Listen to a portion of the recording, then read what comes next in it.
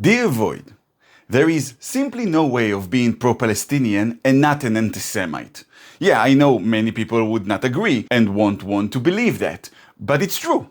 Some of you may say, well, I'm not anti-Semitic, I'm just for the two-state solution. But if you are, then you're not pro-Palestinian. You're a Zionist.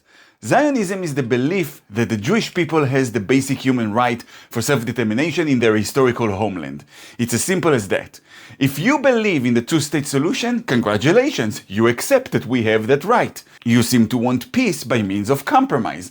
That's absolutely fine. I wanted that too. For 20 years I was on the Israeli left, and you might say a peace activist, going to demonstrations, signing petitions, writing about it, voting for the right parties, all of that. And indeed, Israel offered the Palestinians the two-state solution repeatedly. And they always rejected it. In fact, in the year 2000, 26 years ago, Prime Minister Barak offered the Egyptian Arab colonialist Yasser Arafat everything they claim to want. All of the liberated areas they claim to be occupied, half of our capital Jerusalem, freedom of movement, everything. A real two-state solution. Lock, stock, the lot. And Arafat said no and started the second intifada. Don't believe me? Well, here's Bill Clinton telling it the way it was.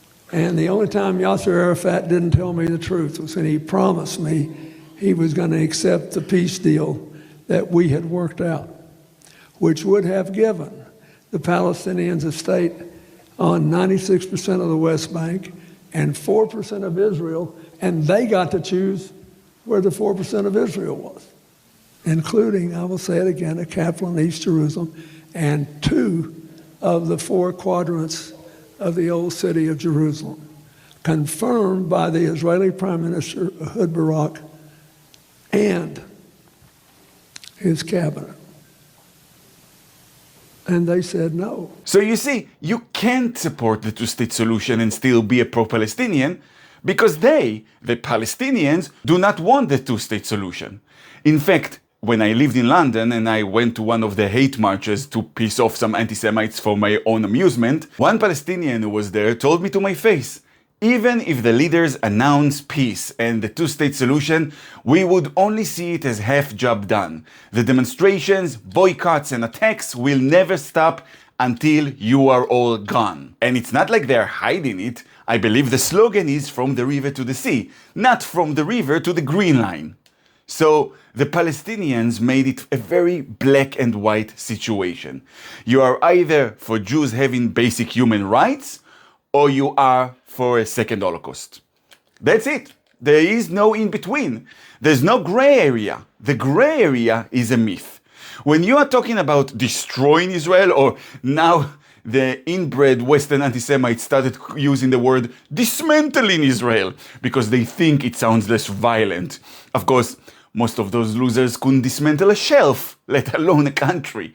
But the point is, when you are talking about destroying Israel, there's only one way to do that. A second Holocaust. Either murder most of us, the 8 million Jews who live here, or forcefully displace us. Because, as we proved for thousands of years, to the Hellenistic empires, or the Romans, or the British colonialists, or the Arab colonialists of the last century, we won't give up on our homeland quietly. It's not going to happen. You will never one day convince all of us that, oh, well, actually, we don't have the basic human right for self-determination or to our history or homeland, and we should definitely give it away to the Jordanian and Egyptian Arab colonialists pretending to be this made-up identity Palestinian, which they stole from us as well. And yes, it was us Jews who originally identified as Palestinians, because the word just means the region, and that's the name the Romans gave to our homeland. So obviously we were all Palestinians. The old Jewish institutes before Israel, in what was then Palestine, all used that name. From sports team to orchestras to newspapers like the Palestine Post, which was the original name of the Jerusalem Post. Even the slogan Free Palestine is a Zionist slogan. Don't believe me? Here's a Zionist poster from the 1920s with that slogan. Yeah, we were the original Palestinians. We are the natives. We wanted, and still want, to liberate our land. My grandmother was born in Jerusalem in 1930, 18 years before Israel existed, and she had a Palestinian passport from the British Mandate. Her father was born there 27 years before her and was a Palestinian Jew and an Ottoman citizen. Meanwhile, the man who invented the fake Arab-Palestinian identity, the mass murderer Yasser Arafat, he was born in Egypt, like his ancestors before him, studied in Cairo, never set foot in the land we call Israel and the Romans called Palestine, until we let him in the 1990s under the Oslo Accords. Yet he is being called the native, and I'm the colonialist. That's why I'm saying that Western anti-Semites are so fucking stupid. It's not just ignorance. You have to be on a different level of stupid to fall for that scam. An Egyptian Arab is the native of a land he never was in, and the Jew, whose family is here for at least 6 or 7 generations that we can tell, in a land historically called Judea, he is the white colonialist. And I love how they always keep it vague, just colonialist. For whom? In history, there were British colonies, French colonies, Dutch colonies, German colonies. You can't just be a colony without a country. Okay? That would just make you a settlement at best, not a colony. But the Nazis told the Arabs, use the word colony. That would make people in the West hate Jews. And so they started using it. And it fucking worked. You anti-Semitic Westerners are so fucking stupid. I could sell you sand in the middle of the desert, and you'd be like, well, it's the best sand in the world. I got a great price for it. You fucking morons. Anyway, the point is, the entire Arab-Palestinian identity was invented by Yasser Arafat in 1964, not to free anyone, not to coexist. No, it was a weapon of mass destruction. That's what the Palestinians are, a weapon of mass destruction. Their entire identity, their entire existence surrounds around the fantasy of committing a second Holocaust, committing genocide, and taking Jewish land, taking Judea away from the Jews, in the name of Pan-Arabism or Arab colonialism. That's it. So there never can be a compromise. The only real solution is to reject this fake identity and have these people go back to the original countries, Jordan and Egypt. For example, in the Gaza Strip, Egypt can, and you know what, should, just take it back. It was under their control, under their military occupation between 1948 and 1967. Just take it back. Give them an autonomy if you want. Call it the Gaza Strip of Palestine if you want. What do we care? But you govern it. You are on the borders, and you are responsible. Because I trust Egypt for a simple reason.